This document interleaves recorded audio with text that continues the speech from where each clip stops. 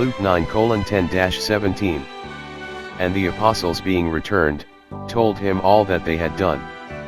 When Jesus heard it, he departed thence. It appears from Mark 6:30, that the disciples of John arrived with the news of their master's death at, or immediately after, the time when the apostles returned from their mission, and gave Jesus an account of the miracles which they had performed, and of the success of their ministry. Perhaps tidings of John's death had reached them before their return, and had caused them to hasten it. Be this as it may, it is probable that the distressing intelligence had thrown them into great consternation, and that our Lord retired into the desert with them with a view to allay it, and to give them an opportunity to indulge such meditations as were suitable to so awful a dispensation. Mark assigns also another reason of our Lord's retreat on this occasion, namely, the continual hurry the apostles were kept in by the multitude, which thronged about Jesus to such a degree, that they had not leisure so much as to eat without interruption, and much less for religious retirement and recollection. Perhaps, likewise, by this retreat, our Lord proposed to shun Herod, who desired to see him, and might be contriving some method of obtaining an interview with him, for Jesus had perfect knowledge not only of the conversation which passed at the court of Galilee, but also of Herod's thoughts and designs. When the people heard thereof, that is, heard to what place he was going, they followed him on foot. Out of the cities they went after him by land, and travelled with such eagerness that they arrived at the place before him, having increased their numbers out of all the cities by which they passed. And Jesus went forth and saw a great multitude, much greater, it appears, than that which he had left at Capernaum. On this occasion, as on many others, he was moved with compassion toward them, because, says Mark, they were as sheep not having a shepherd. Therefore, he both preached to them and healed their sick. Healed them, says Luke, that had need of healing, even all, it appears, that were brought to him. And when it was evening, his disciples came to him, that is, the first evening, which began at 3 in the afternoon. That this is the meaning is plain from Matthew 14:23, where another evening is said to have come after the people were fed and dismissed. Accordingly, Mark says, they came when the day was now far spent, and Luke, when the day began to wear away, saying, this is a desert place where there is neither food nor lodging to be had, and the time is now past. The word omega rho alpha, here translated time, denotes the season of doing anything. Here it seems to signify the season of the people's attending on Christ, which was now past, because they had continued with him as long as they could without receiving some refreshment. Send the multitude away, that they may go, and buy themselves victuals. Thus the disciples manifested their concern for the temporal as well as spiritual relief of the people, and it becomes all ministers of Christ to imitate them herein, and regard the bodily necessities of their hearers, as well as those of their souls. But Jesus said, they need not depart, namely, in order to procure victuals. He would neither dismiss them hungry, as they were, nor detain them longer without food, nor put them to the trouble and charge of buying victuals for themselves, but orders his disciples to provide for them. Give ye them to eat. Alas, poor disciples! They had nothing for themselves, how then should they give the multitude to eat? Observe, reader, when Christ requires of us what of ourselves we are unable to perform, it is to show us our weakness, and to excite us to look to him that worketh all our works in us and for us. They said, we have here but 5 loaves and 2 fishes, provision certainly very insufficient to satisfy the hunger of 5,000 men, and a great multitude of women and children. It must be observed, that Christ had not yet shown his power in any such way as that in which he was now about to manifest it, and the proofs he had given of it in other instances were not now recollected or adverted to by the disciples. Christ's ordering them, therefore, to give food to this immense multitude of men, women, and children, seems to have greatly surprised them.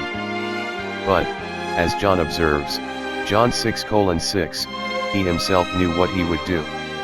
He said, bring them hither to me that I may bless them.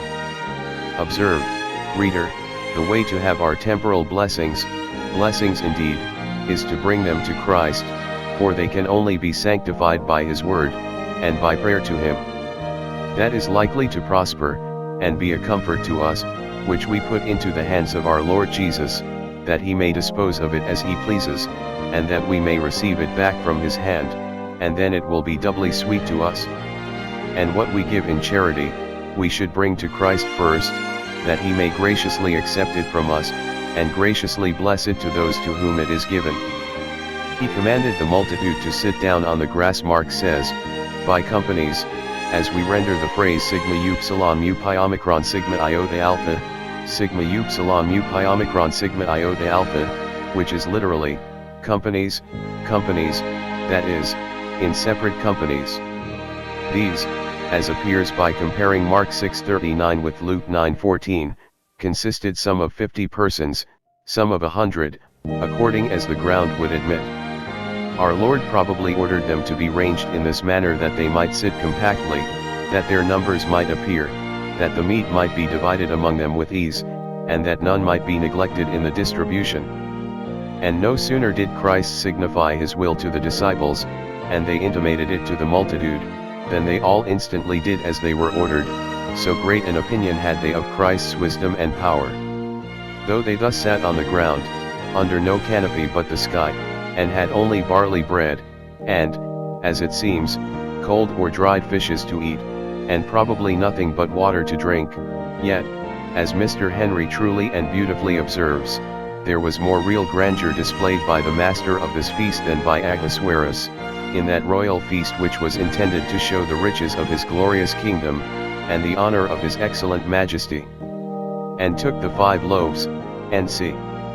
Thus acting like the master of a family among the Jews, who was wont to take the bread into his hands and to give thanks to God, before any at the table was permitted to eat anything, and looking up to heaven with great reverence and affection, he blessed, that is, says Dr. Whitby, with whom agree many other commentators, he blessed, or gave thanks to God, the liberal giver of all good, for his infinite beneficence in furnishing food to all flesh, and for the power he had conferred on him of relieving mankind by his miracles, particularly that which he was about to work, and which perhaps he prayed for, to raise the attention of the multitude, as we find him doing before the resurrection of Lazarus, John 11:41. They apprehend that his looking up to heaven when he blessed, shows that his blessing was directed to God, and that it imported a thanksgiving for his great goodness. Accordingly John expresses it by epsilon upsilon chi alpha rho iota sigma tau eta sigma alpha, having given thanks, he distributed, and see. It must be observed, however, that most commentators refer the expression, he blessed, to the loaves and fishes, because Luke says expressly, epsilon upsilon lambda omicron gamma eta sigma epsilon nu alpha upsilon tau omicron upsilon, he blessed them, that is, he commanded upon them that singular blessing by which they were multiplied in the distribution. Thus God is said to bless the springing of the corn, Psalm 65:10. And gave the loaves to his disciples, and the disciples to the multitude. It is not to be supposed, says McKnight, that 12 persons could put first a piece of bread, and then a piece of fish, into the hands of 5,000 men, besides the women and children, who were all fed with such expedition, that, notwithstanding the thing was not so much as proposed to the disciples till about 3, all was over by 5 o'clock in the afternoon, as may be gathered from John 6:16, where see the note. It is natural, therefore, to conclude, that, in distributing the meat, the disciples used the most expeditious method, putting, by their master's direction, the bread first, and after that the fish, into the hands of those only who sat at the ends of the ranks, with orders to give it to their companions.